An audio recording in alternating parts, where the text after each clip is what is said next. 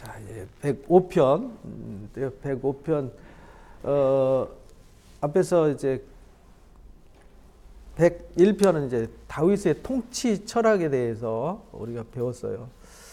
95편부터 100편까지는 하나님의 통치를 찬양하는 찬양시였죠. 그래서 시편 100편은 제사할 때, 예배할 때 항상 제일 서두에서 화답하는 시라 그랬잖아요. 앞에서 제사장 레위인들이 말하면 백성들이 찬양하면 지도자들이 화답하는 화답시였다. 그리고 이제 101편은 통치 철학에 대해서, 102편은 곤고한 자, 죄를 지어서 고통받는 자가 부르짖을 때 하나님이 들어주시는 회개의 시였다라는 걸 배웠고요. 103편은 102편에 대한 응답과 같은 시, 우리가 연약함 가운데 있을 때 하나님이 우리를 고통 가운데서, 질병 가운데서, 환난 가운데서 건져주시고 세워주신 하나님을 찬양하는 찬양시. 그다음 104편은 우주 만물, 우리 눈에 보여지는 모든 생태계 있잖아요. 동물, 식물들, 인간의 살아가는 모든 삶의 환경이 우상적 요소가 아닌데, 그 당시에 고대 사람들은 그걸 다 신으로 숭배했단 말이에요. 태양도, 달도, 별도, 또 나무도, 동물도, 식물도 의지하고 숭배하던 그것들, 결국 하나님이 다 아름답게 때를 따라서 햇빛과 비를 주시고 은혜로 공급해 주시고 우리의 삶도 그렇게 해주신다라는 것을 찬양한 하나님의 경영을 찬양한 시였죠. 그리고 이제 오늘 105편, 106편은 역사시라고 이제 지난주에 말씀드렸어요. 역사시라는 말은 지나간 일을 돌아보면서 우리 자신을 점검해보는 시인데, 우리가 이제 78편의 그 전승시 역사시라고 그랬잖아요. 전승 역사시는 과거의 역사를 통해서 하나님이 우리를 어떻게 이끄시고 역사하셨는지를 잊지 마라. 그리고 과거에 이렇게 하나님이 일하셨는데 너희들이 하나님 말씀을 떠나서 이렇게 되었다. 그런데 하나님이 우리를 버리지 않고 지금도 일하시고 계신다. 그리고 앞으로도 그렇게 일하실 것이다. 이게 전승시란 말이에요. 그러니까 지금 현재 어떻게 살아야 할지를 돌아보고 미래를 어떻게 바라봐야 될지. 근데 여기 이제 105편과 106편에도 똑같이 이제 역사 전승시인데, 105편은 하나님의 성실하심, 하나님께서 얼마나 이스라엘 백성, 하나님 택하신 자들을 위해서 성실하게 일하셨는지, 하나님의 성실하심을 역사를 통해서 논증한 시예요. 근데 106편은 그렇게 하나님이 성실하게 일하셨는데 인간은 불성실해요. 불성실, 불순종. 그러니까 105편은 하나님의 신실하신 성실하심의 역사, 106편은 인간의 불순종과 타락의 역사, 이걸 이제 쓰는 겁니다. 그래서 이 두 가지를 이제 비교하면서 우리가 오늘 어떤 사람이 되어야 할지를 가르쳐주는 시입니다. 여호와께 감사하고 그 이름을 불러 아뢰며 그가 하는 일을 만민 중에 알게 할지어다. 하나님께 감사하고 하나님을 불러서, 하나님의 이름을 불러서 아뢰며 그가 하는 일을 사람들한테 알게 해라. 하나님이 얼마나 성실하게 일하셨는지 하나님 일하심을 알게 하라. 그에게 노래해야 된다. 하나님께 노래하고 그를 찬양해야 된다. 그의 기이한 일들을 말해야 된다. 이렇게 말해요. 하나님이 얼마나 당신의 사랑하는 자녀들을 위해서 희생과 헌신을 일하시는지, 우리가 성경을 보면서 늘 배워야 하는 것은 한결같은 하나님의 사랑, 변하지 않고 한결같이 우리를 위해서 일하시는 하나님의 사랑을 우리가 기억을 해야 합니다. 그의 거룩한 이름을 자랑하자. 여호와를 구하는 자들은 마음이 즐거울지로다. 하나님을 구하는 자들은 마음이 즐거울 수밖에 없는 게, 하나님이 우리를 위해서 성실하게 일하시기 때문이죠. 그래서 그 이름을 찬양하고 자랑해야 된다. 여호와와 그의 능력을 구할지어다. 그의 얼굴을 항상 구할지어다. 그러니까 하나님을 구하고 즐거워하고 항상 하나님께로 우리 마음과 생각과 시선을 하나님께 둬야 된다. 이런 말이죠. 왜냐하면 이제 5절부터 설명하는 거죠. 왜냐하면 그의 종 아브라함의 후손 택하신 야곱의 자손 너희는 그가 행하신 기적과 그의 이적과 그의 입의 판단을 기억해야 된다. 그들을 위해서 하나님이 어떻게 일하셨는지를 너희가 보면은 안다. 그런 말이죠. 그는 여호와 우리 하나님이시다. 그의 판단이 온 땅에 있도다. 하나님의 판단, 하나님이 어떤 일을 생각하고 결정해서 그 일을 해나가시는 그 일이 온 땅에 이미 있다는 거죠. 그러니까 우리가 살고 있는 이 땅, 지금 오늘 우리가 살고 있는 이 세계도 하나님이 태초부터 일해온 하나님의 판단이 이 증거라는 거죠. 하나님이 역사를 이렇게 경영해온 것을 판단이라고 그래요. 하나님께서 어떤 일을 결정한다는 말은 판단한다는 뜻이거든요. 재판할 때 판사가 판단하잖아요. 판단할 때 결정하는 거잖아요. 너는 죄가 있어, 너는 죄가 없어. 그래서 판단과 결정은 같은 말입니다. 그래서 우리가 뭐에 대해서 확정한다, 결정한다, 판단을 끝냈다 이 말이잖아요. 그래서 하나님의 판단이 이미 온 세상에 이렇게 증거되어 있어요. 남아 있어요. 지금 오늘날도 역사가.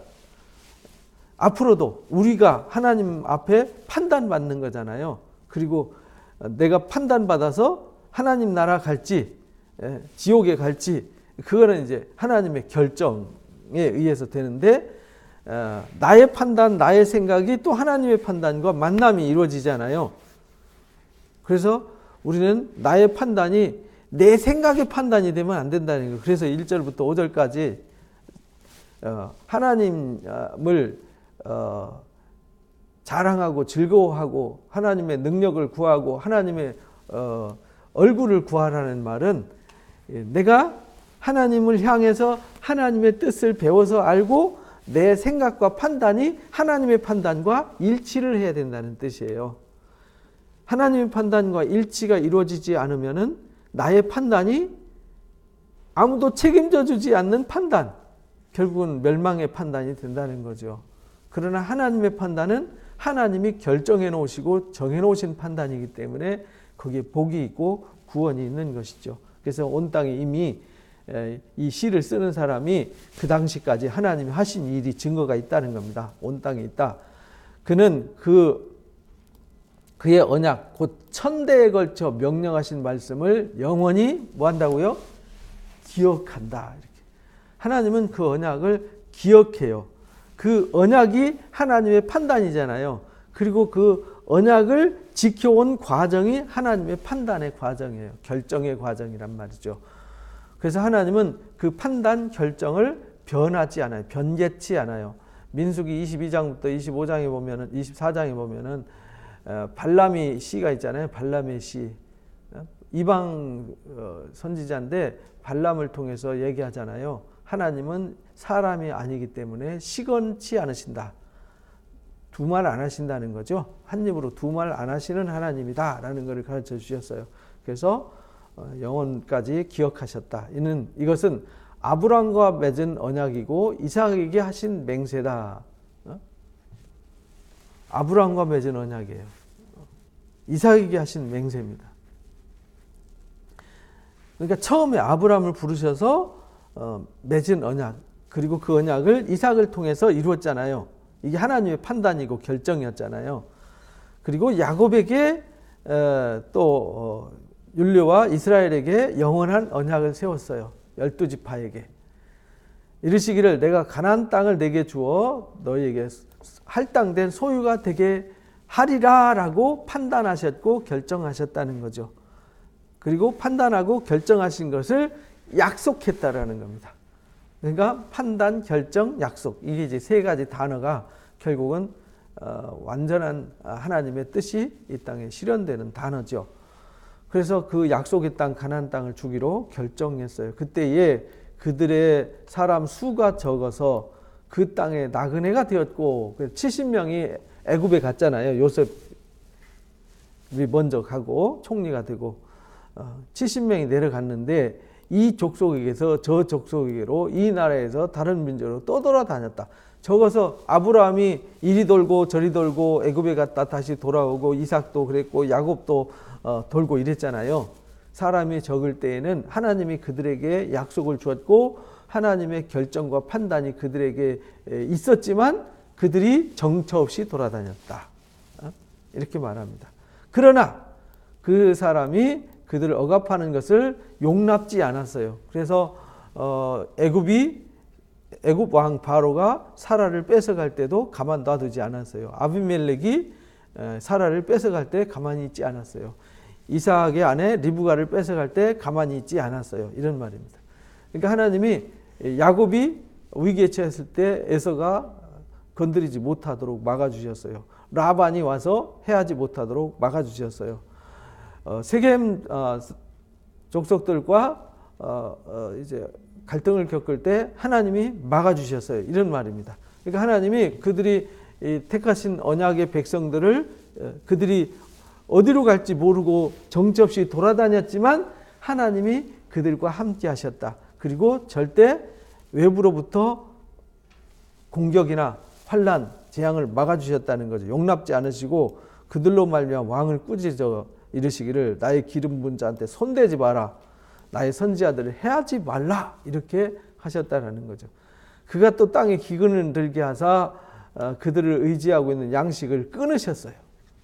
기근 때문에 그래서 한 사람을 요셉을 먼저 노예로 팔려가게 했잖아요. 그리고 그 기근 때문에 결국은 요셉이 팔려가고 거기서 총리가 돼가지고 그 기근 때문에 결국은 출애굽의 역사를 준비하는 거잖아요.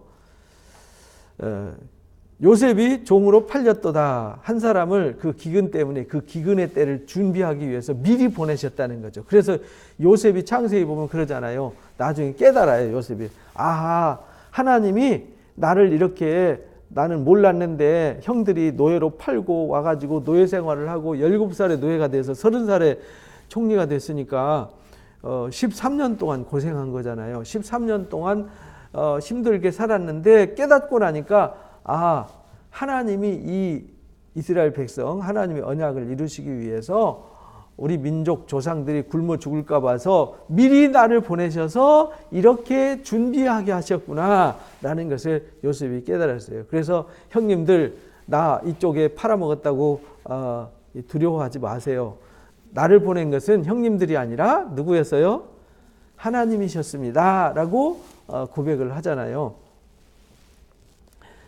그래서 팔렸고 그의 발은 착고에 차이고 그 몸은 쇠사슬에 매였으니 결국은 노예가 됐고 또 감옥에 갔잖아요. 그것이 여호와의 말씀이 응할 때까지 그렇게 된 거죠. 하나님께서 아브라함과 이삭과 야곱에게 한 말씀을 이루기 위해서 그런 과정을 거치셨다라는 겁니다. 하나님은 그렇게 사람들이 볼 때는 하나님이 놀고 계신 것 같고 정처없이 돌아다니면서 아무것도 안 된 것 같고 이러지만 하나님이 일하시고 계셨다. 오늘날도 마찬가지죠. 기독교가 비난받고 어쨌든 이러고 이런 일 저런 일이 있지만 하나님은 일하시고 계세요. 지금도. 우리를 부르신 하나님이 어떤 일을 하고 계세요. 모르죠. 우리는 몰라요. 어떤 시간이 지난 뒤에 보면 하나님이 그렇게 하셨구나. 이제 그걸 깨닫게 되는 거죠. 말씀이 응할 때까지다. 그의 말씀이 그를 단련하였도다. 그래서 이 아브라함도 이삭도 야곱도 요셉도 하나님 말씀으로 그들을 연단하셨다. 그러니까 인내하고 하나님의 말씀이 이루어지기를 기다렸다는 거죠. 기다리게 하셨다. 근데 그때 기다리지 못하고 만약에 하나님을 원망하고 불신하고 우상을 숭배하거나 딴 길로 갔더라면 이 하나님의 성실하심의 약속이 실현되지 않았죠. 왕이 사람을 보내서 그를 석방하며 뭇 백성의 통치자가 그를 자유롭게 하였도다. 그래서 왕이 사람을 보내가지고 그를 석방했어요. 요셉이 감옥에서 나온 거죠. 자유롭게 했어요. 그를 또 그 집에 총리로 삼았어요. 주관자로 삼았어요. 모든 소유를 관리하고 그 뜻대로 모든 신하를 다스리며 모든 지혜로 장로들을 교훈하게 하였도다. 하나님께서 그렇게 하신 거예요. 하나님의 말씀 하기까지 착고에 매어서 종으로 감옥에 있었지만 그것이 하나님의 말씀이 출애굽 역사를 준비하기 위해서 준비한 과정이었다. 이렇게 말하는 거죠. 그래서 때가 차서 총리로 이렇게 주관자로 세워져서 이렇게 신하들을 다스리며 주관하게 하셨다. 이에 이스라엘이 야곱이죠. 야곱이 애굽에 들어갔고 70명의 야곱의 그 가족들이 애굽으로 내려오잖아요. 이것이 창세기 46장 얘기죠. 야곱의 함의 땅이 이제 셈과 함과 야벳 할 때 그 함의 자손의 땅이죠. 함의 자손 미츠라임이 이제 함의 자손이잖아요. 그 미츠라임이 이 애굽을 말하는 거예요. 이집트. 구스 땅. 그러니까 애굽과 구스 땅에 이르게 된 거죠. 그가 나그네가 되었도다. 그래서 고센 땅에서 4대가 지날 때까지 400년 후에 돌아올 거다라고 하셨잖아요. 여호와께서 자기 백성을 크게 번성하게 하셨어요. 그래서 출애굽기 1장에 보면은 그들이 70명이 내려갔지만 거기서 생육이 중다하고 창성하고 번성해서 큰 민족을 이루었더라. 70명이 내려갔는데 70명은 이제 남자 인원을 말하는 거거든요. 20세에서 60세까지의 숫자를 인구 숫자로 계산을 했어요. 그래서 출애굽을 할 때에는 그 인원이 60만 3,550명이었죠. 남자 군인들만. 번성하게 하사 대적국을 다 강하게 했다. 그래서 이제 출애굽기 1장에 보면은 이 이스라엘 백성이 창성하고 번성해 가니까 그 애굽 사람들이 보니까 가만히 보면 그들이 더 강성해지잖아요. 만약에 전쟁이 나면 이 사람들이 반대편에 서면 자기 나라가 전복될 위기에 있잖아요. 그래서 이들을 모든 야곱과 요셉을 통해서 주었던 특권을 다 박탈시키고 노예로 삼아서 국거성 비돔과 람셋을 짓는 노예로 만들어버리죠. 그래서 강하게 하셨으며 그 대적들을 마음에 변하게 하여 그 마음을 미워하게 하셨다. 그래서 미워하게 해가지고 노예로 만든 거죠. 그의 종들에게 교활하게 행하게 하셨도다. 그래서 그들이 이제 하나님 앞에 이제 더 이상 고센 땅 끔찍합니다. 여기서 떠나고 싶습니다. 우리 고향 땅으로 가고 싶습니다. 라는 마음이 생기게 하신 거죠. 그게 출애굽기 1장 얘기예요. 그리해서 그는 그 종 모세와 그의 택하신 아론을 보내셨다. 그래서 이제 하나님이 그들의 신앙을 준비하고 민족을 준비하고 왕을 바꿔가지고 핍박해서 하나님을 찾게 한 다음에 지도자 모세를 준비하셔서 모세를 보냈다. 출애굽기 2장 얘기죠. 아론을 보내니 그들의 백성 중에서 여호와의 표적을 보이고 지팡이가 뱀이 되게 하고 손을 넣었다 빼니까 나병이 되고 넣었다 빼니까 고쳐지고 물이 피가 되게 하고 이런 기적이 있었잖아요. 함의 땅에서 징조들을 행했도다. 함의 땅에서 징조 10가지 재앙 여기 이제 흑암을 보내셨어요. 어둡게 하셨으나 그들이 그 말씀을 지키지 않았도다. 10번이나 안 믿었죠. 물 변해가지고 피가 되게 했고 물고기가 죽이셨고 땅에 개구리가 많아지게 했고 파리 때 온영토에 생기게 했고 우박 내리면 땅에 화염을 내리셨고 그래서 포도나무 무화과나무 다 찍으시고 메뚜기까지 보내가지고 다 채소까지 다 먹어버리게 만들었잖아요. 10가지 재앙. 이걸 설명하는 거예요. 36절에 보니까 여호와께서 그들의 기력이 시작인 그 땅의 모든 장자를 치셨도다. 마지막 10가지 재앙 중에 10번째 재앙이죠. 그래서 마침내 그들을 출애굽 시켜가지고 바로가 쫓아보냈잖아요. 은금 보따리까지 싸서 아예 쫓아서 보냈어요. 은금을 가지고 나오게 하시니 그의 지파 중에 비틀거리는 자가 하나도 없었더라. 출애굽기 3장에 모세를 보내면서 이렇게 하기 위해서 너 보내니까 가서 네 일을 해라 할 때 5번이나 저 못 갑니다라고 거부했는데 하나님의 강권 능력으로 가게 하셨잖아요. 그리고 표적을 보여주셨고 10가지 재앙을 통해서 그들이 나갈 수밖에 없도록 그리고 나올 때는 빈손으로 안 나오고 은금 보따리 싸서 보낼 거다. 창세기 15장에 아브라함한테 약속하셨고 모세를 부르실 때 약속하셨던 그 약속을 성실하게 이행을 하셨잖아요. 성실하게 이행을 하셨어요. 그래서 출애굽기 12장에 보면 은금 보따리를 싸들고 출발합니다. 그래서 12장 13장의 출애굽기에 유월절 절기와 그걸 잊지 말라고 무교절 절기를 일주일간 지키게 하셨죠. 그래서 그들이 떠날 때 애굽이 기뻐하였으니 그들을 두려워했기 때문이더라. 그래서 하나님께서 광야로 그들을 이끌어내셔가지고 구름을 펴서 덮개로 삼으셨고 밤에는 불로 밝히셨어요. 그래서 광야에서 추위와 더위를 막아주셨다는 거죠. 그들이 구한 즉 메추라기를 주셔서 고기를 먹게 해주셨고, 광야에서 먹을 게 아무것도 없잖아요. 하나님이 그래서 메추라기로 고기 주셨고 만나를 주셨고 또 반석에서 물을 주셨어요. 강같이 흐르게 하셔서. 이는 그의 거룩한 말씀과 그 종 아브라함을 뭐 했기 때문에요? 기억하셔서 그 아브라함이에게 하셨던 그 약속을 하나님이 판단하신 대로 결정하신 대로 성실하게 그것을 지키셨어요. 그래서 그의 백성이 즐겁게 나왔어요. 기쁨으로 춤추면서 나왔죠. 그 택한 자는 노래하며 나오게 하셨더라. 그래서 출애굽을 할 때 이렇게 기쁨으로 나왔어요. 그리고 그 땅에 여러 나라 땅을 그들에게 주셨어요. 여러 나라의 땅. 그게 이제 가나안 땅의 7 족속이죠.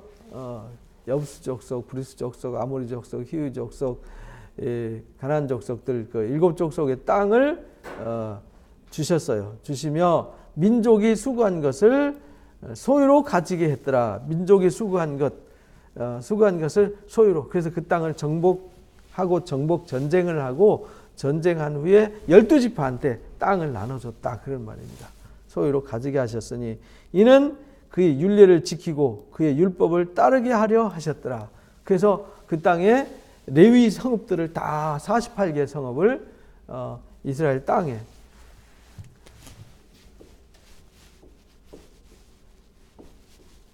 이렇게 있으면은 여기 루벤 지파, 갓 지파, 므낫세 반 지파, 여기 유다 지파 안에 시몬 지파를 줬죠. 여기 이제 단 지파, 유다 지파, 시몬 지파, 여기는 루벤 지파, 갓 지파, 므낫세 2분의 1 반 지파죠. 그 다음에 여기 베냐민 지파, 그 다음에 에브라임 지파, 여기 므낫세 여기 2분의 1이니까 또 여기 2분의 1 지파, 그 다음에 여기 납달리 지파, 여기 이사갈 지파, 그 다음에 스불론 지파, 여기 이제 아셀 지파, 이래가지고 이제 12지파 다 땅을 나눠주고, 여기 곳곳마다 다 레위인의 성읍을 주었어요. 레위인의 성읍들을 줘가지고 48개 성읍을 주었어요. 그리고 여기에 하나, 둘, 세 군데, 여기 하나, 둘, 세 군데 도피 성읍을 줬어요. 도피 성을 줘서 그들이 하나님의 말씀을 가르치고 하나님의 말씀으로 살도록 하나님께서 율례를 지키도록 성실하게 하나님이 하실 일은 여기까지 아브라함한테 약속한 것 이게 이루어 주셨다는 거죠. 그리고 여기서 이 율례를 지키면서 살도록 해 주셨는데 이들이 불성실하게 하나님의 그 성실하심을 밟아버린 거예요. 하나님의 성실하심을 무시하고 악을 행한 거죠. 그게 106편을 가르치는 거예요. 106편도 앞에는 그래서 이제 이 하나님 성실하신 하나님을 찬양하는 거죠. 할렐루야 여호와께 감사하라. 그런 선하시며 그 인자하심이 영원하도다. 하나님의 이 성실하심과 인자하심, 선하심 이건요 정말 찬양받아 합당한 거죠. 누가 능히 여호와의 권능을 다 말하며 주께서 받으실 찬양을 다 선포하겠느냐. 그러니까요 하나님의 성실하심 이것을 누가 알아서 그것을 다 말하고 선포하겠느냐. 정의를 지키는 자들과 항상 공의를 행하는 자는 복이 있도다.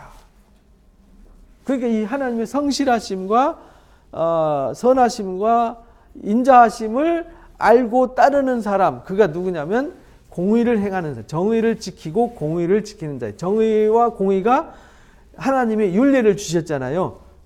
이제 105편 끝절에 이 땅 주고 여기 율례를 행하도록 가르쳐 주셨는데 그걸 지키는 자들은 복이 있도다 이렇게 말해요. 여호와여 주의 백성에게 베푸시는 은혜로 나를 기억해 주십시오. 그리고 주의 구원으로 나를 돌봐 주십시오. 이렇게 기도하라는 겁니다. 여호와여 주의 백성에게 은혜를 베푸시고 은혜로 기억해 달라는 거죠. 왜 은혜로 기억해 달라냐면 우리는 약하니까 불의를 행하고 악을 행하고 하나님 보시기에 기뻐하시는 일을 하지 않아요. 공의와 정의를 행하지 않아요. 그러니까 하나님의 은혜가 필요한 거죠. 우리가 완전해서 하나님의 말씀을 행하고 있으면은 하나님의 은혜가 필요가 없는 거죠. 우리에겐 하나님의 은혜 없이는요 단 하루도 살 수 없어요. 우리 찬송가에도 있죠. 은혜 없이는 단 하루도 살 수 없네, 그죠? 그 주의 구원으로 나를 돌아보사 내가 주의 택하신 자가 형통함을 보고 주의 나라의 기쁨을 나누어 가지게 하사 주의 유산을 자랑하게 해주십시오. 주의 택하신 자가 형통함, 그러니까 이 성실함을 알고 깨달아서 하나님의 인자하심과 성실하심과 공의로우심, 정의로우심을 따라서 성실하게 행하면 하나님께서 기쁨으로 이 모든 것을 다스리고 누리게 하신다는 거죠. 우리가 우리 조상들처럼 범죄하여 사악을 행하여 악을 지었나이다. 그렇게 해야 되는데 우리가 악을 범했어요. 그래서 하나님의 은혜가 필요한 거죠. 그래서 죄가 있는 곳에 뭐가 필요해요? 하나님의 은혜가 필요한 거예요. 그래서 로마서 6장에 7장에 그렇게 말하는 거죠. 5장 끝자리에서부터 이제 6장에 보면은 죄가 있는 곳에 하나님의 은혜가 더한다. 우리가 죄가 있기 때문에, 우리가 불의가 있기 때문에, 우리가 연약하기 때문에, 우리가 부족하기 때문에 하나님의 은혜가 필요한 거죠. 그래서 하나님의 은혜가 있는 거죠. 우리 조상들이 애굽에 있을 때에 그의 기이한 일을 깨닫지 못했더라. 그러니까 출애굽하기 전에 고센 땅에서 살 때 그걸 알지 못했어요. 주의 크신 인자를 기억하지 않고 바다 홍해에서 거역하였나이다. 그러니까 그들이 출애굽을 해서 나와가지고 홍해를 건너서 광야를 지나갈 때 그들은 계속 뭘 했냐면 하나님을 거역했어요. 그래서 하나님을 거역한 그 과정들을 신명기 9장에서 보여줬죠. 너희가 잘나서 의로워서 너희 택한 게 아니야. 너희는 실상은 악한 자들이야 라고 그들이 광야에서 어떤 일을 했었는지, 무엇을 부정하고 어떻게 불순종했는지를 이제 적나라하게 펼쳐주죠. 그래서 너희에게 은혜가 필요한 거야 라고 말씀하셨어요. 그러나 하나님께서 자기 이름을 위해서 하나님이 아브라함과 이삭과 야곱에게 약속한 약속이 있기 때문에 하나님의 성실하심 때문에 이 은혜를 베푸는 거예요. 하나님의 그 판단과 결정, 약속 이것 때문에 은혜를 베푸신다는 거예요. 그들을 구원하셨어요. 이게 은혜를 베푼 거죠. 불순종했는데도 그의 크신 권능을 만인이 알게 하셨다. 그래서 홍해를 꾸짖으셨더니 말랐더라. 그래서 그들이 앞에는 홍해요, 뒤에는 군사들이 오니까 우리가 장례 치를 곳 없어서 여기 와서 장례 치르려고 우리를 여기까지 데리고 왔냐, 우리가 차라리 애굽에서 종으로 사는 게 낫다고 하지 않았냐 하면서 막 원망했던 얘기가 출애굽기 14장에 나오죠. 꾸짖으셨더니 홍해가 마르고 그들을 인도하여 바다를 건너서 건너가기를 마치 광야를 지나간 같이 했다는 거죠. 그들이 미워하는 자의 손에서 구원했어요. 그 원수의 손에서 구원했죠. 애굽으로부터. 그들의 대적을 물로 덮었어요. 애굽 군사들은 다 물로 덮어서 심판했잖아요. 그들 중에서 하나도 살아남지 못했어요. 그래서 하나님께서 이 105장에서 어떻게 성실하게 일하셨는지를 가르치고, 여기는 그 성실하게 일했는데 이들은 항상 하나님의 성실하심을 기억하지 않았어요. 그리고 원망했어요. 주를 시험했어요. 음행을 하고 우상을 숭배했죠. 이에 그들이 말씀을 하나도 살아남지 못했어요. 대적자들은. 이에 그들이 말씀을 믿고 그를 찬양하는 노래를 불렀도다. 이게 출애굽기 15장이잖아요. 출애굽기 15장. 미리암이 찬양하는, 여인들과 함께 소고를 잡고 아주 힘세게 찬양하는 이야기. 이게 시편 150편에 그렇게 찬양하라 찬양할 때 그렇게 찬양해야 된다라는 것이 시편 150편이에요. 그러나 그들은 그가 행하신 일을 잊어버렸어요. 그러니까 10가지 재앙도 잊어버렸고요. 홍해를 걷는 것도 금방 잊어버려요. 그러니까 우리는 하나님의 은혜를 금방금방 잊어버리는 존재라는 사실을 잊으면 안 돼요. 그래서 끊임없이 우리가 하나님 말씀을 들어야 돼요. 끊임없이 하나님 말씀을 묵상해야 되는 거예요. 안 그러면은 우리는 금방 잊어버려요. 무지해져요. 잊어버리면 그 가르침을 기다리지 않아요. 그러니까 그 가르침을 기다린다는 말은 사모한다는 말이거든요. 우리가 시편 42편에서 배웠잖아요. 목마른 사슴이 시냇물을 찾아서 갈급해서 찾아 헤매듯이 내 영혼이 주를 찾기에 갈급합니다. 그게 이제 고라 자손들이 하나님 떠나가지고 그들이 재난당할 때 하나님 앞에서 정말 성실하게 예배하고 성실하게 하나님 찬양할 때 말씀 듣고 말씀을 묵상하고 은혜 받을 땐 몰랐는데 그들이 광야로 포로로 끌려가가지고 성전이 파괴되고 이제 더 이상 성전이 없어지고 이제 하나님을 배울 수 없고 그 말씀을 들을 수 없을 때 선지자들도 다 없어져 버렸잖아요. 그럴 때에 그들이 하나님을 향해 갈급했잖아요. 그 가르침을 기다려야 되는데 기다리지 않았어요. 잊어버렸어요.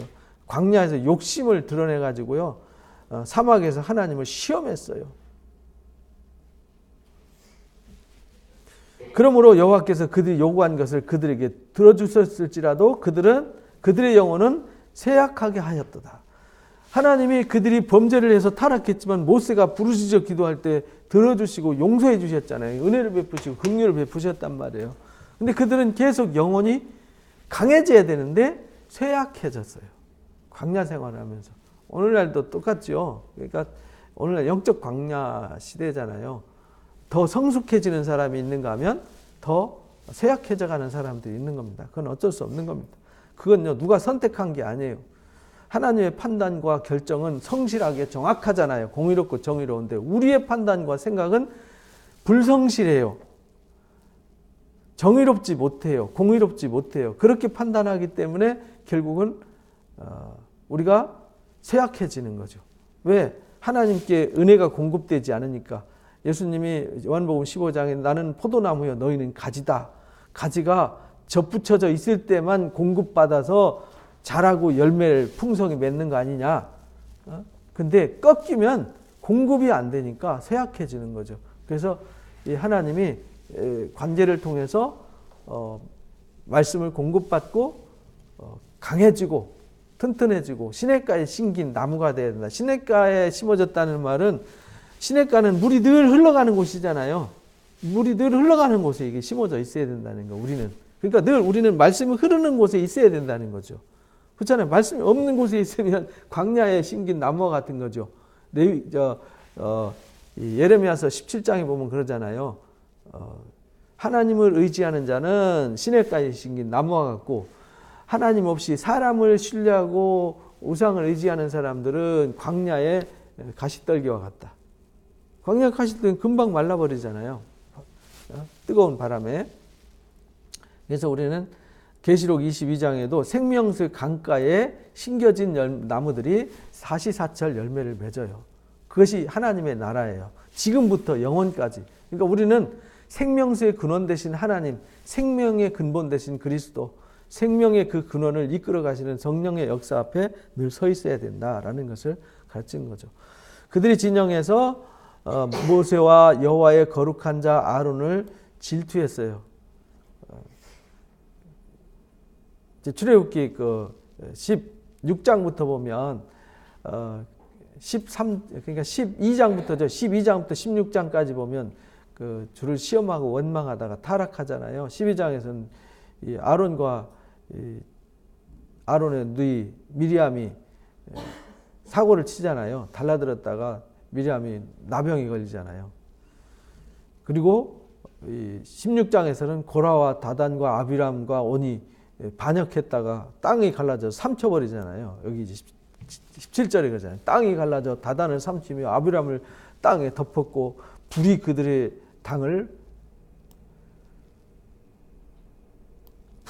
당에 붙었으며 화염이 악인을 살랐도다 이렇게 말하잖아요. 그들이 호렙에서 송아지를, 그리고 나서 그들이 광야에서 금송아지 만들어가지고 또 타락하잖아요. 모세가 십계명 받으러 시내산에 올라갔을 때 또 자기 영광의 풀 먹는 소의 형상으로 바꿔버렸다. 하나님의 영광을요, 이 소의 형상으로, 풀 먹는 소의 형상으로 너무나도 유치한 것으로 만들어 버렸다는 거죠. 애굽에서 큰 일을 행하신 그의 구원자 하나님 그들이 잊어버렸다. 그는 함의 땅에서 기사와 홍해에서 놀랄 만한 일을 행하신 하나님이신데 이 성실하신 하나님을 잊어버렸다. 그래서 우리가요, 기억해야 되는 것은 하나님의 성실하심을 기억해야 되고, 지금도 우리는 잊어버리고 살고 우리는 내 생각에 사로잡혀 살 수 있지만 하나님은 한결같이 우리를 향해서 성실하시다는 사실을 잊어버리면 안 됩니다.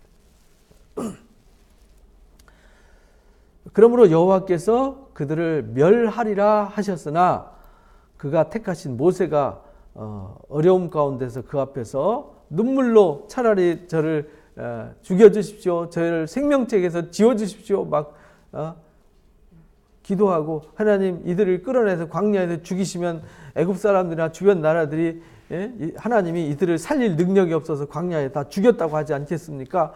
그러니까 하나님 이들을 불쌍히 여기시고 긍휼히 여겨주세요 라고 할 때 하나님 은혜를 베푸셨죠. 그러면서 하나님이 말씀하십니다. 하나님은 인자하시고 긍휼이 많으시고 은혜를 베푸시는 하나님이라고 이제 가르쳐 주시잖아요. 그들이 그 기쁨의 땅을 멸시하며 그 말씀을 믿지 않았어요. 장막에서 원망하고요, 하나님의 음성을 듣지 않았습니다. 그래서 그러므로 그가 손을 들어서 그들을 맹세하기를 그들이 광야에서 엎드러지게 하고, 그래서 40년 동안 광야 생활에 다 엎드러져 죽고 들어갈 자는 여호수아 갈렙밖에 없었잖아요. 그 후손을 뭇백성 중에 엎드러뜨리며 여러 나라에 흩어지게 하리라 하셨더라. 결국은 이들이 바벨론 포로로 끌려가고 12지파가 죽게 되고 이런 상황이 미래에 이제 펼쳐지게 되는 거죠. 그들은 바알부월 사건이 있잖아요. 민수기 25장 이야기. 그들이 또 부월과 바알과 연합하여 죽은 자에게 제사한 음식을 먹어서 그 행위로 주를 경록케 하심으로 그 재앙이 그들 중에 크게 유행하였도다. 그래가지고 비느하스가 중재해가지고 재앙이 그쳤잖아요. 제사장들이.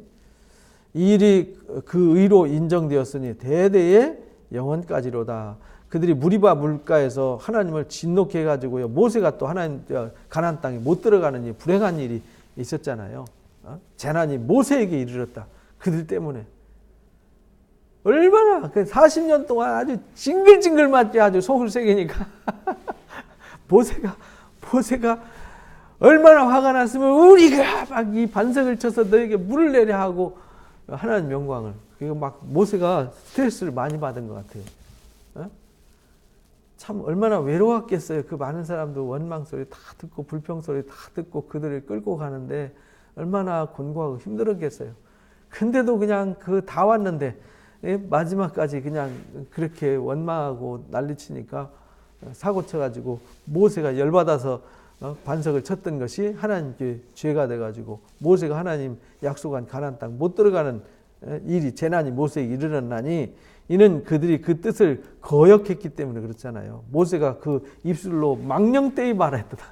우리가 라고 해서 하나님께서 이렇게 되는데 우리가 이렇게 하는 바람에 망령되이 행했도다. 이 한 건 때문에 모세는요, 그동안 정말 40년 동안 쉽게 말하면은 40년 동안 애굽 궁에서 교육받고 광야에서 40년 교육받고 80세에 부르심 받아서 지금 120세까지 일하신 거잖아요. 그렇게까지 하고 마지막에 이렇게 되면 너무 안타깝잖아요. 그래서 우리 신앙은요, 끝이 좋아야 합니다. 근데 끝은 어떻게 해야 좋으냐? 과정이 좋아야 끝이 좋습니다. 과정이 나쁘면 끝이 절대로 좋을 수가 없습니다. 어쨌든 우리도 마지막 때 주일날 주님의 카이로스의 때에 대해서 우리가 말씀을 나눴는데 주님의 카이로스 때 마지막 때잖아요. 주님이 한순간에 결정하는 그 한순간의 때 그 놓쳐버리면 모든 게 다 끝나는 거예요. 모세처럼. 그들은 여호와께서 멸하라고 말씀하신 그 이방 민족들을 멸하자. 이제 가나안 땅 들어가서 얘기해요. 이건 가나안 땅 정복기잖아요. 여호수아 때 들어가 가지고 그 땅을 점령할 때 이방 민족을 다 멸하고 내쫓으라 그랬잖아요. 근데 그들이 다 내쫓지는 않았더라라는. 그래서 블레셋 지방과 그 이스라엘 평원 지역 있잖아요. 북쪽 갈멜산 밑에 므낫세와 이사갈과 스불론 땅 주변에 있는 그 이방 족속들을 안 내쫓았어요. 그들이 그러니까 작심하고 결심하고 거기 남아 있었다라고 여호수아 사사기에 나오잖아요. 멸하지 아니하고 이방 나라들과 섞였어요. 그리고 그들을 안 내쫓으니까 내쫓으라고 할 때는 신명기 7장에 너희들은 그들과 혼인하지 마라. 그들과 교류하지 마라. 왜냐하면 그들과 교류하면 그들이 이방의 문화와 물이 들어서 그들이 이방신을 숭배하고 타락하게 된다는 거예요. 왜냐하면 이방의 문화는 재미있고 눈에 보여지고 화려하잖아요. 근데 하나님을 섬기는 신앙은 말씀을 듣고 배우는 것 외에는 아무것도 없어요. 눈에 보여지는 것도 만져지는 것도 아무것도 없잖아요. 재미도 없어요. 그러니까 당연히 이방에 물들 수밖에 없어요. 우리 아이들이 말씀 듣고 신앙생활하는 것보다 세상에서 재밌게 물들어서 사는 거 너무 쉽잖아요.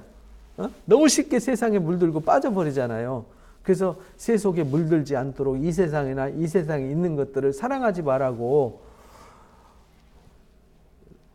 요한일서 2장 15절 이하에 이제 요한 사도를 통해서 아주 강력하게 권고를 하셨거든요. 왜냐하면 우리가 그런 것들을 사랑하면 하나님의 사랑이 거기에 머물지 못하기 때문이다. 이렇게 결론을 내려주셨어요. 근데 우리 아이들 너무 세상 물에 너무 쉽게 들잖아요. 순식간이죠. 신앙 20년, 30년 했어도요. 그냥 순식간에 이방에 물들어 버리는 거죠. 세속에 물들어 버리는 겁니다. 지금 여기서도 그거를 그래서 쫓아내라 그랬고 구별된 삶을 살아라. 그 구별이 곧 거룩이다라고 가르쳐 주셨거든요. 레위기를 통해서 민수기를 통해서 거룩의 정신을 가르쳐 줬는데 그들이 쫓아내지 않아서 물들었어요. 쉽게 말하면 이것만은 물통에다가 여기 맑은 물이 이만큼 담겨져 있잖아요. 맑은 물에다가요, 여기 또 물이 하나 있어요. 여기는 맑은 물, 여기는 먹물. 여기다가요, 맑은 물에다가는 먹물 한 컵만 부으면 얘가 시커매져요. 근데 여기 먹물에다가는요, 맑은 물을 10통 부어도 시커매요. 왜냐하면 그 찌꺼기가 남아있기 때문에. 그만큼 악의 영향이 강하기 때문에 하나님이 아주 악에 대해서 경고한 거예요. 왜냐하면 이 땅이 하나님의 나라가 아니라 사단이 통치하는 나라이기 때문에 우리는 거룩하게 하나님의 보호를 받지 않으면 보호받을 수 없는 존재예요. 그들의 행을 배우며 우상을 섬김으로 그들에게 올무가 되었어요. 올무. 그들이 그들의 자녀들 악귀에게 희생제물로 바치는 이런 불행한 사고까지 생겨요. 무지한 피, 그들의 자녀의 피를 흘려 가나안의 우상들에게 제사함으로 그 땅을 우상의 피로, 더러운 피로 더럽혔다는 겁니다. 그런데 그들이 회개하지 않고 이 피를 속죄하지 않기 때문에 그 사람들 아예 통째로 들어서 바벨론으로 이끌고 가는 역사가 있죠. 그들은 그들의 행위가 더러워졌으니 그들의 행동이 음탕하도다. 이 음탕하다는 말은 하나님을 생각하지 않고 세상을 생각하고 세상을 사랑하는 마음을 음탕하다. 예레미야를 통해서 하나님이 남편이에요. 이스라엘은 그의 아내예요. 근데 그들이 바람 피워서 세상을 사랑하고 다른 신을 섬겨요. 그걸 이제 음탕하다 이렇게 말했어요. 우리도 이 땅에서 하나님보다 더 사랑하는 게 있으면 하나님 앞에 음탕한 거죠. 그러므로 여호와께서 자기 백성에게 맹렬히 진노하셔가지고요, 유업을 미워하셨어요. 그래서 그들을 이방 나라의 손에 넘기셨어요. 그래서 사사시대가 온 거예요. 사사시대에 주변 나라들로부터 엄청 재난을 당하게 되죠. 12사사가 등장하는, 그들을 미워하는 자들이 그들을 다스렸도다. 원수들이 압박을 받고 그들의 수하에게 복종하게 되었어요. 그래서 이 사사기 보면은 사사들이 잠깐 동안 다스리고 계속 이방 민족이 압제를 당하잖아요. 여호와께서 여러 번 그들을 건지셨어요. 그래서 12사사를 보내서 여러 번 건지셨는데 그들은 거역했는데 어떻게 거역했어요? 교묘하게 거역했다. 이게요, 합리화라 그래요. 합리화. 계시록 2장 3장에 보면 나오잖아요. 거기 이제 버가모 교회, 두아데라 교회는 아주 교묘하게 합리화시켜 가지고 자기 신앙을 정당화시켜요. 부패하고 타락한 자기 신앙을 정당화시킨다고. 자기 잘못을 잘못이라고 안 하고 정당화시켜요. 교묘하게 거역했어요. 그래서 이들이 증거가 사사기 17장부터 18장에 보면 미가 집에 제사장을 두잖아요. 근데 레위인이 먹고 살 길이 없어서 떠돌이가 되잖아요.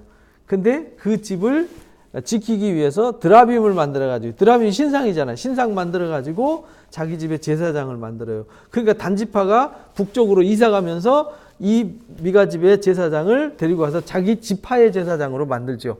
그리고 금송아지를 숭배하게 하고 바알을 숭배하게 하는 이런 일을 하게 해요. 그래서 교묘하게 그들을 하나님께서 건지시지만 교묘하게 거역해서 죄악으로 낮아짐을 당하게 됐죠. 그래서 징계를 당하는 거죠.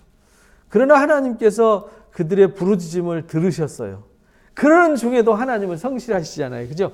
그들은 반역하고 불순종하고 불성실한데 하나님은 그들이 고통받아 부르짖을 때 사사를 또 보내주시고 또 보내주시고 또 보내주시고 그들의 고통을 돌아보셨어요.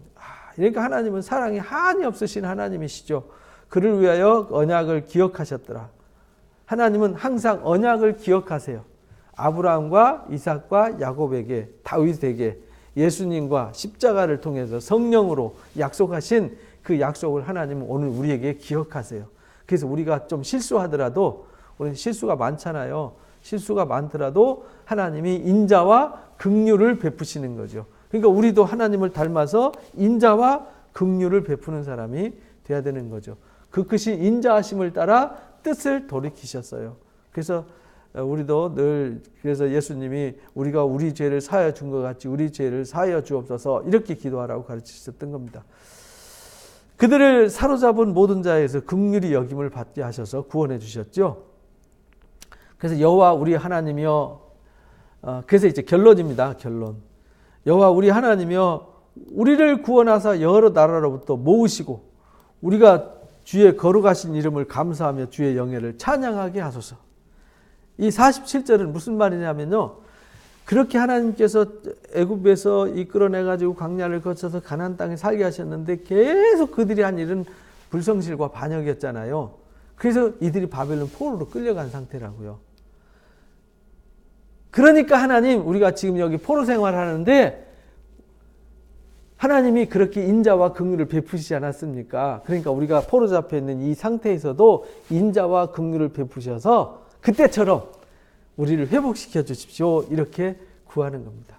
모으시고 거룩하게 하신 이름을 또 주의 영예를 찬양하게 해 주십시오. 그래서 우리가 다시 돌아가서 하나님의 성전을 회복하고 거기서 공동체를 회복해서 하나님을 찬양하게 해 주십시오라는 기도를 하게 되는 것입니다. 그래서 이 회개의 기도는 과거로부터 이렇게 돌아보는 거라 그랬잖아요. 그래서 우리가 기도할 때 제일 중요한 것이 과거로부터 나를 쭉 돌아보는 거죠. 그러면서 나의 현재의 모습을 보면서 회개하고 하나님께서 나를 이렇게 은혜로 이끌어 주셨고 사랑해 주셨고 복을 주셔서 여기 왔습니다. 근데 제가 하나님 말씀 떠나서 이렇게 어려움을 겪고 있고 고민을 하고 있습니다. 하나님 인자와 긍휼을 베풀어 주셔서 처음에 그렇게 하나님의 사랑을 베푸셨고 첫사랑. 그래서 이제 요한계시록 2장에 에베소 교회를 향해서 그러잖아요. 너희가 첫사랑을 잃어버렸다. 첫사랑을 잃어버리면 촛대를 옮겨버리겠다. 이렇게 말씀하시잖아요. 하나님 우리 그 첫사랑을 순수함을 회복하게 해주세요 라고 기도하라는 겁니다. 그러면서 이제 48절은 시편 4권의 결론입니다. 여기는 이제 5장 105편 106편의 결론이었다면 또 바벨론 포로 사건에 거기서 회복시켜 주기를 구하는 기도였다면 여기 이제 106편 48절은 제 시편 4권의 결론입니다. 여호와 우리 하나님을 영원부터 영원까지 찬양할지어다 라고 성축을 하게 됩니다. 모든 백성들아 아멘할지어다 할렐루야 해가지고 하나님의 그 성실하심과 인자하심, 은혜로우심을 찬양하는 것으로 끝납니다. 그리고는 이제 시편 107편 드디어 이제 제5권으로 들어갑니다. 제5권은 특징이 있죠. 5권은 이제 결론시입니다. 결론시인데 하나님을 그 유명한 115편부터 118편까지를 할렐루야 시라고 그래요. 할렐루야 시라는 말은 하나님을 찬양하는 시잖아요. 그리고 19편은 하나님의 말씀을 찬양하는 찬양시가 있어요. 하나님 말씀이 가장 옳다는 거죠. 그리고 시편 120편부터 134편까지 성전을 올라가면서 부르는 시가 있어요. 성전으로 올라가는 시, 성전 올라가면서 부르는 시예요. 찬양이에요. 그리고는 이제 마지막 이제 할렐루야로 이제 찬양시로 이제 마무리를 하잖아요. 여기 107편에도 하나님의 그 선하심과 인도하심이 하나님이 어떻게 인도하셨는지를 이제 가르쳐 주세요. 우리가 재난 속에서 질병 속에서 또 이 압제 속에서 고난당할 때 하나님께서 어떻게 구원하시고 어떻게 성실하게 일하셨는지를 또 증명하는 이야기입니다. 그래서 여호와께 감사하라. 그는 선하시며 인자하심이 영원하다. 여호와의 속량을 받은 자들은 이같이 말해야 된다. 여호와께서 대적의 손에서 그를 속량하사 동서남북 각 지방에서 돌아오게 하셨다. 하나님은 이렇게 이 시편 105편 6편 말씀하신 것처럼 그렇게 일하신다는 거예요. 그래서 광야 사막길에서 방황하며 거주할 성읍을 찾지 못하고 줄이고 목말라 그들의 영혼이 그들 안에 피곤할 때, 이렇게 방황하고 헤맬 때, 피곤할 때 이에 이러잖아요. 이에 여기 이제 반복해서 6절 7절 말씀이 뒤에 이제 어떤 상황이 벌어지면 똑같은 이에 그들의 근심 중에 여호와께 부르짖음에 고통에서 건지시고 바른 길로 인도하사 거주할 성읍에 이르게 하셨다. 이에 근심 중에 부르짖음에 이렇게 이에 부르짖음에 뒤에서 계속 반복해서 나와요. 어떤 어려움이 있을 때 우리는 근심 중에 뭐 해야 돼요? 부르짖어야 돼요. 그러면은 고통에서 건지시고 바른 길로 인도해 주세요. 그래서 여호와의 인자하심과 인생에 행하신 기적으로 말미암아 그를 찬송할지로다. 하나님께서 우리에게 기적을 행하시잖아요. 그가 사모하는 영혼을 만족하게 하고 줄인 영혼에게 좋은 것을 주세요. 우리가 기도했더니 부르죠. 우리가 환난 가운데 있을 때 방황하고 더듬고 헤맬 때 이에 여호와께 부르짖었더니 우리 기도를 들어주시고 이렇게 기적을 행하시고 영혼을 만족하게 하시고 좋은 것으로 채워주셨어요. 그리고 이제 그 다음에는 흑암과 사망의 그늘에 앉으며 곤고와 쇠사슬의 매임을 당했어요. 하나님의 말씀을 거역하며 지존자의 뜻을 멸시하는 이런 때 이렇게 죄를 졌어요. 죄를 짓고 그러므로 죄 졌기 때문에 고통을 받잖아요. 고통을 주어 그들의 마음을 겸손하게 하셨으니 그들이 엎드러져 돕는 자가 없도다. 이렇게 또 이제 하나님 은혜 베푸셔서 이렇게 만족하게 해주셨으면요 잘 살아야 되는데 또 이렇게 타락을 해요. 그러면 하나님이 징계를 하죠. 회초리를 들어서 혼내주세요. 그러면 이에 또 나오죠. 이에 환난 중에 여호와께 부르짖음에 그들의 고통에서 구원하시되 이렇게 말했잖아요. 흑암과 사망과 그늘에서 건져내시고 얽맨 줄을 끊으셨어요. 여호와의 인자하심과 인생에 행하신 기적으로 말미암아 그를 찬송할지어다. 앞에서 똑같이 나오죠. 그가 논문을 깨뜨리며 샛빛장을 꺾으셔요. 우리가 회개할 때 그런 하나님 말씀 떠나서 타락하고 고통받을 때 이에 하나님 앞에 회개하고 부르짖어 구했더니 하나님께서 얽매진 줄을 끊으시고요. 기적을 행하셔서 샛빛장 꺾으시고요. 은혜를 베푸세요. 미련한 자들은 그들의 죄악의 길을 따르고 그들의 악을 범하기 때문에 고난을 받아요. 그래서 그들은 모든 음식물을 싫어하게 돼요. 사망의 문을 이뤘다. 이렇게 그런데 또 이런 타락을 하게 돼요. 그랬더니 그들이 고통을 겪을 때 이에 그들이 고통 때문에 하나님 앞에 부르짖음에 계속 이제 반복하죠. 이에 그들이 고통 가운데 부르짖음에 그가 고통을 들으시고요. 구원해 주세요. 그가 말씀을 보내어 그들을 고치세요. 위험한 지경에서 건지십니다. 그러니까 이에 우리가 부르짖으며 이에 하나님께 부르짖으며 이렇게 반복해요. 우리는 그렇게 반복해서 타락하고 실수하고 실망하는 존재라는 거죠. 하나님께 실망을 드리는 존재예요. 그러나 중요한 것은 우리가 회개하고 돌아오면 하나님이 받아주신다. 그래서 우리가 서로 실수를 용납하는 사람, 그래서 예수님이 용서에 대해서 그렇게 가르쳐 주신 겁니다. 1만 달란트 빚진 자와 100데나리온 빚진 자의 비유를 들어서 1만 달란트는요, 그 당시 예수님 당시에 로마 제국 전 제국의 수입이 1만 달란트였대요.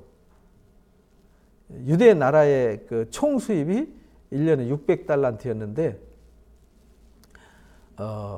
이 로마 제국의 전체 황제의 수입이 로마 황제의 1년 수입이 그때는요 속주들이 이렇게 나라를 나눠서 통치를 했잖아요. 속주들이 있고 속주 수입이 있고 원로원들 수입이 있고요.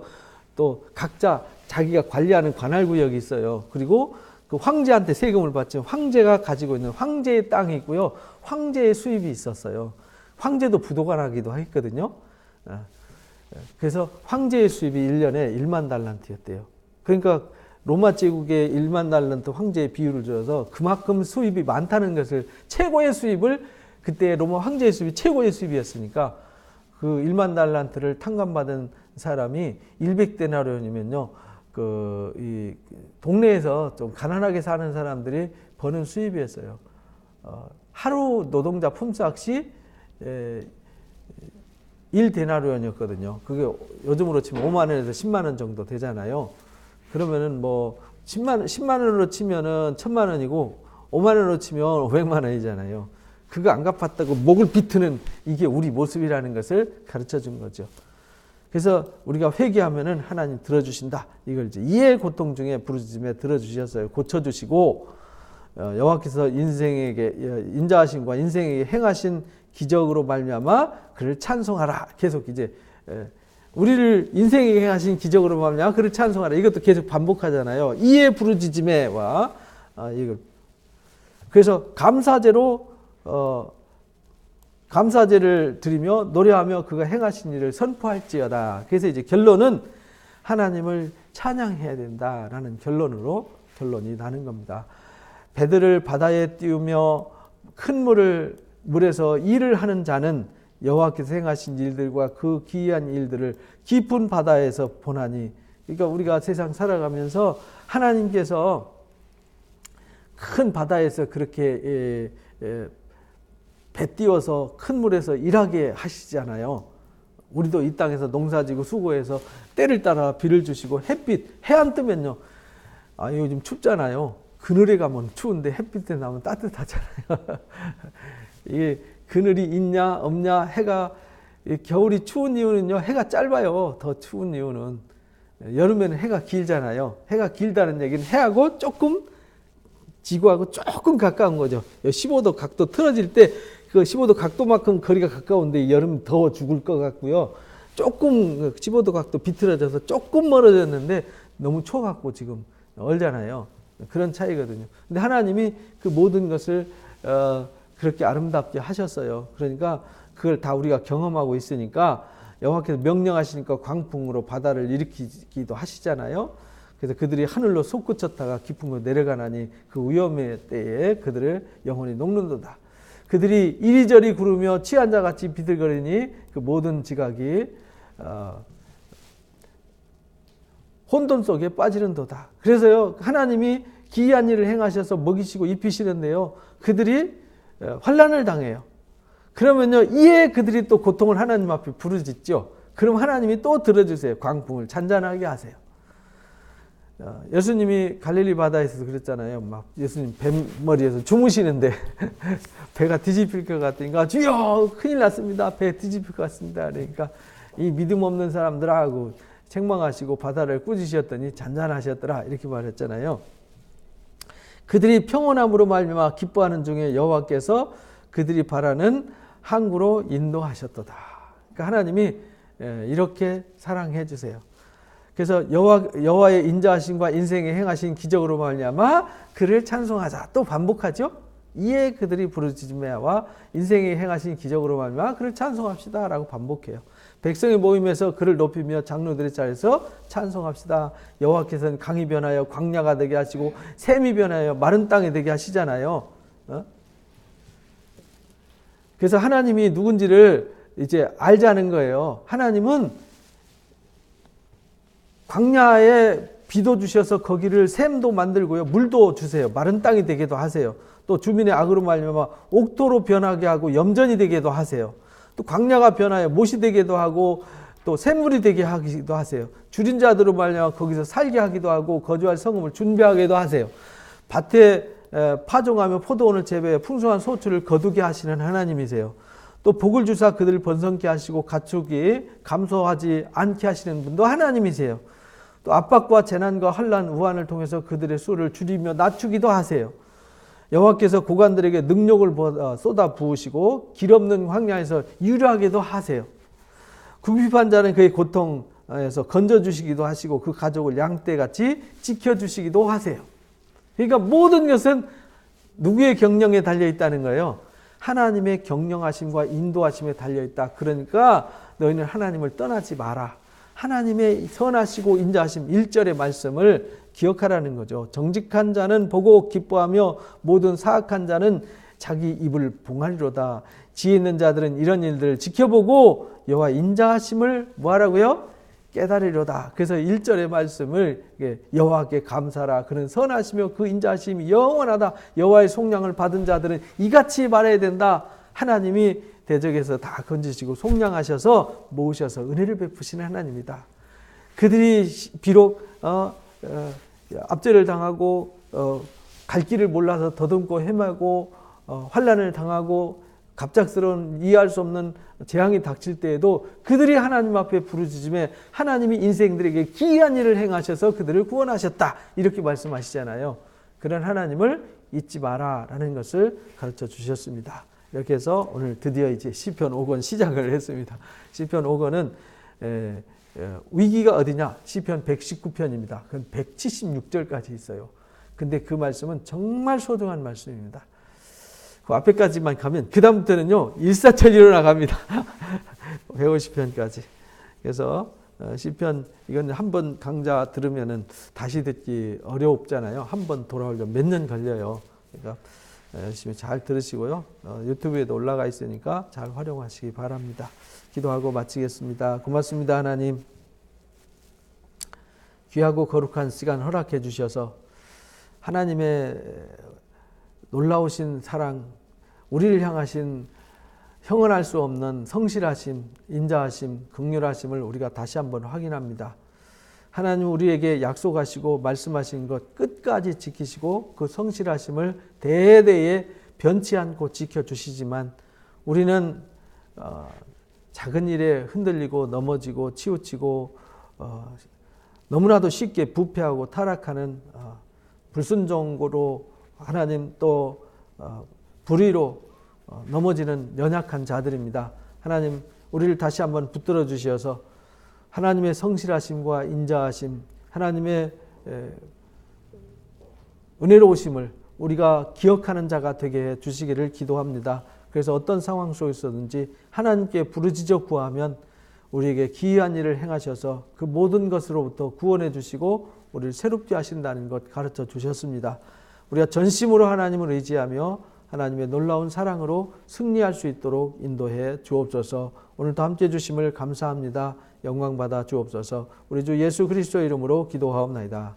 아멘. 고맙습니다. 수고했습니다. 고맙습니다.